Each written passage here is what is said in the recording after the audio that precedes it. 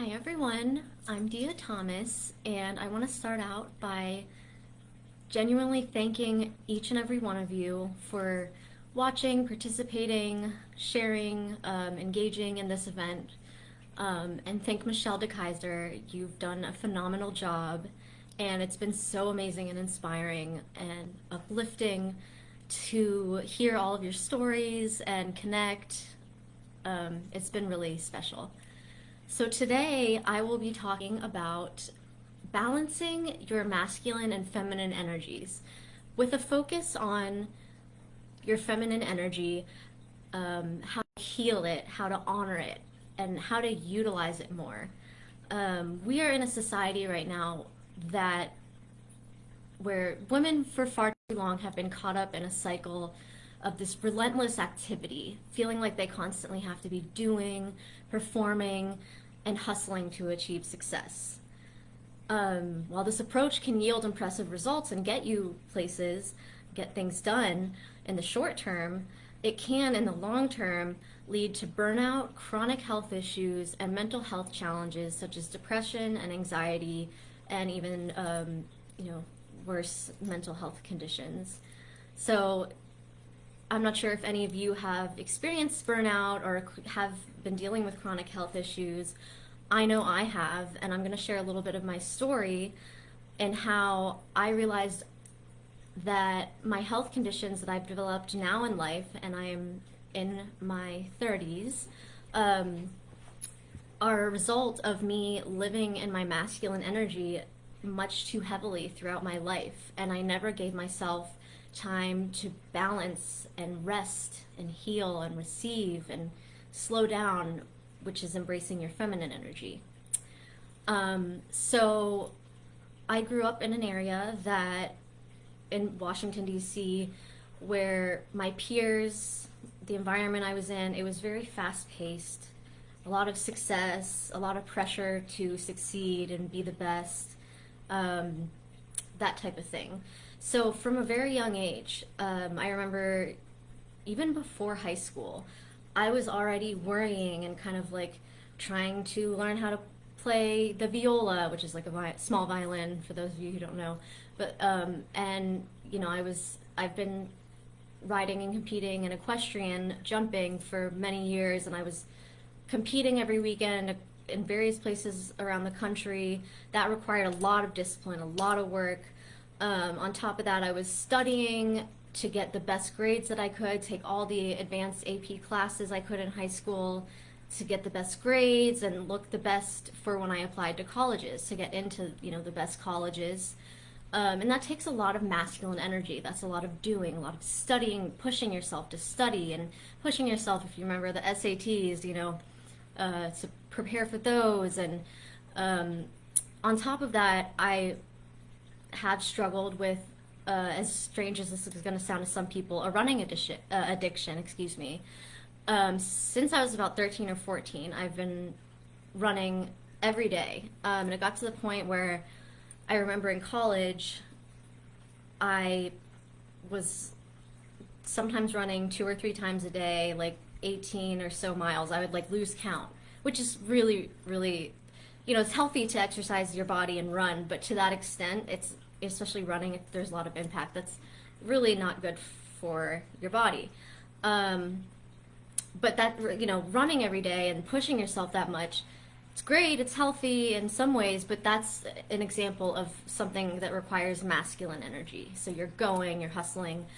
So fast forward to, my late 20s, I was just standing around my house with my family, and all of a sudden I was in so much pain in my hip area. I'd never felt anything like it, but I assumed, being a runner and an athlete, that it was just really bad sciatica, because it's not like I fell or got into a car accident. But I was in this incredible amount of pain. Eventually, even though I thought it was sciatica, it reached a pain level where I needed to go to the ER. And when I went, I got a CT scan.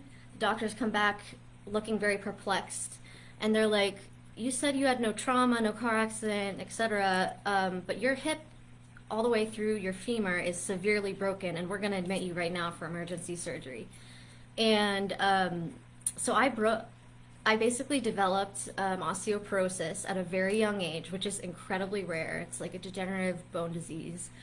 From just overdoing it my entire life, just been particularly overrunning and not ever giving my body that break, that rest.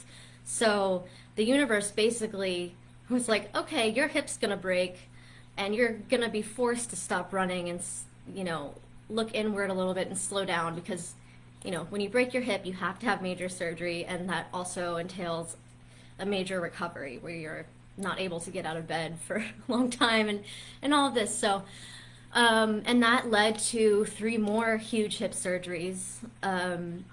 And currently I have 5 broken vertebrae in my back that I'm having to do a lot of work with professionals to heal. So that's an example of my body physically telling, like giving out, because I had lived in my masculine energy for far too long. And I have learned and am learning now that I need to slow down and let myself rest and receive and relax. And that, in my opinion and my experience, letting yourself slow down, relax, and just be still is in some ways just as challenging as, action items or, gathering up the courage and really hustling and doing and accomplishing. So yeah, that's a little bit of my story. I went from a very corporate job in the defense sector, like government contracting, to now I am a certified Reiki master practitioner, energy channeler, coach, and teacher, as well as a small business marketing consultant. And so, yeah, I just want to talk a little bit about how we can prevent or heal our burnout or these mental health issues or physical health issues, and learning the importance of balancing both masculine and feminine energies. Whether you're a man, a woman, your sexual, how you identify, so if you're, trans or gay, whatever it may be, regardless, everyone needs a balance of masculine and feminine energy. So if you're ready to break free from the habit of overworking and you want to reduce stress and reconnect with yourself, reignite your zest for life, learn to heal, honor, and balance both of these energies, embracing this concept will be a game changer. So learning to heal and embrace your feminine energy will serve as your guide to embracing a more sustainable and fulfilling lifestyle. By learning to rest, receive, and flow with life, unlike what I've had been doing up until this point, you can achieve a balance filled with joy and pleasure while also contributing to the healing of your relationships, the well-being of your family, children, friends, and the restoration of our planet, as we all kind of rise in this collective consciousness that's happening. Balancing masculine and feminine energies is a concept rooted in the idea that everyone, regardless of gender, like I said, possess both types of energies within them. These energies are not tied necessarily to traditional gender roles, but they rather represent different qualities and approaches to life. So I'm going to give some explanations about what energy entails, how they can be balanced, and their relation even to the chakra system, if you are familiar with that. So as I kind of touched on before with masculine energy, characteristics include qualities such as action, logic, structure, discipline, assertiveness. It's really, there's a lot of focus around doing, achieving, pushing forward. The energy kind of manifests in goal setting, problem solving, taking initiative, that's a big one, and being very focused and driven. For those of you who are familiar with the chakra system, typically the most masculine chakra is our solar plexus chakra, in addition to the root chakra, the throat chakra, and in some cases the crown. So feminine energy, just by contrast, is linked with qualities such as intuition, creativity, nurturing, receptivity, and flow, being soft, being able to slow down and receive. It really emphasizes being, feeling, and connecting, which I love. Connecting, that's what we're all doing here, right? We're connecting as women, and that's a beautiful way for all of us collectively to honor this feminine energy. So the energy shows up in ways such as being empathetic, fostering relationships, embracing your creativity and flow, allowing yourself to receive and rest, really embracing healing. It can also look like self-care, and like I said, just it's a real focus, and it's a challenge for most people who have been in burnout, living in so many years of their masculine energy, to just receive and rest, especially if you're a mother or caregiver, or you have a job that requires a lot of action or managing a lot of projects or people. It's hard to slow down and rest and receive without feeling guilty. A lot of us feel like we have to be doing constantly. So as far as the chakra system, the feminine energy resides primarily in the sacral chakra, which is also known as the womb chakra. It's the chakra correlated with creativity, intuition, flow, and associated with your reproductive organs. So it kind of makes sense that it would be a feminine chakra. Other feminine chakras also include the heart chakra and the third eye chakra. So, again, the sacral chakra and these other chakras really govern emotions, sensuality, creativity, love, compassion, and emotional balance. So really what this is all about is learning to balance your masculine and feminine and achieve this emotional balance. So balancing these energies will involve integrating both sets of qualities to create a harmonious, and fulfilling life. There are a lot of different ways to embrace your feminine energy, so I'm just going to go over some. Practicing mindfulness. So engaging in activities that promote presence and awareness, such as meditation or yoga, which can align your chakras, especially the heart and sacral chakras. Embracing creativity, whether it's art, music, that type of thing. Nurturing relationships and connecting with other like-minded people, showing others compassion, and really focusing on the meaning behind these relationships and things that are sacred to you. And again, resting and receiving, in my opinion, the hardest part. Making time for relaxation and being open to receiving help and support from others, which I definitely have struggled with myself. So I have some props that I'm going to show to give examples of how you can honor your feminine energy and slow down a little bit. So it's going to be different for everyone. For those of you into the spiritual side, maybe it's grabbing your favorite crystals and meditating with some rose quartz or some pinky amethyst. This is so pretty. I love it.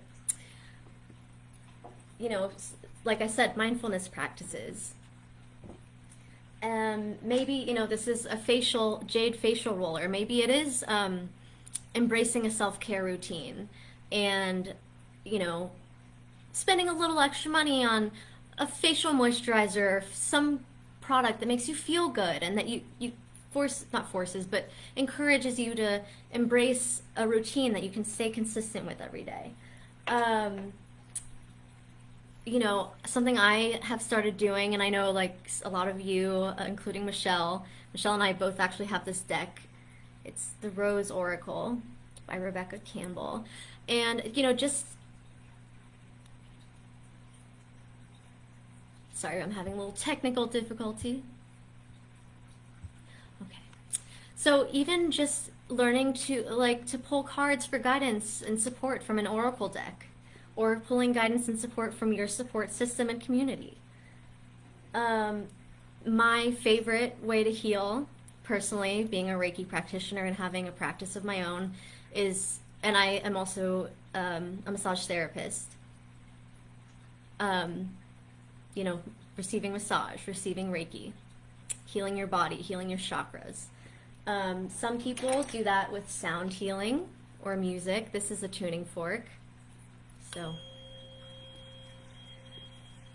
sound bowls, and, journaling. This is a gratitude journal. So these are all great ways to connect with your feminine energy, but really just acknowledging yourself and acknowledging how you really feel, not how society or those around you expect you to feel, but how do you really feel? What really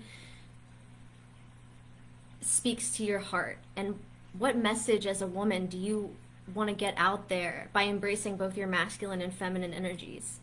How are you going to nurture yourself? And you can't really nurture others, your family, your friends, and live your best life, and nurture those relationships effectively unless you're nurturing yourself. For example, like my lack of being able to slow down my whole life and running so much, and what I kind of inadvertently did to my body led to a severe hip fracture. And so I had to suddenly go from working and taking care of other people and my family and all of that to, I was forced to have surgery. And, after surgery, it's like bed rest for a couple of months. And my mom, I'm so grateful I had my family to help take care of me, but I was forced to slow down and receive help. And my mom had to help like shower me and do basic things. And that was really different for me, and it was such an adjustment, but it's such an eye opener. So it's really important to learn to slow down and just acknowledge yourself and acknowledge how you're really feeling. And the other thing is, do this all recognizing that it's healthy and necessary. Try to eliminate guilt from the equation. So, those are just a few examples of how to heal your feminine energy. Even going for a nice walk, doing some yoga to get flow going. I will say, like, very intense hot yoga is a little more, in my opinion, like masculine energy, because that is like, if you've done it, requires endurance and dedication and athleticism. But it still, just getting and moving your body. Like I said, going for walks, and I love to go for a walk and put in some nice music that just like lifts me up. This was a big thing for me. Like, God forbid I stopped working during the day for 10 minutes and took a nap. So like letting yourself take a nap, letting yourself sleep in one day, just things like that. And I'm new as getting into the massage therapy business, but now that I know about massage and I practice it and I receive massage, it's truly so healing physically and mentally.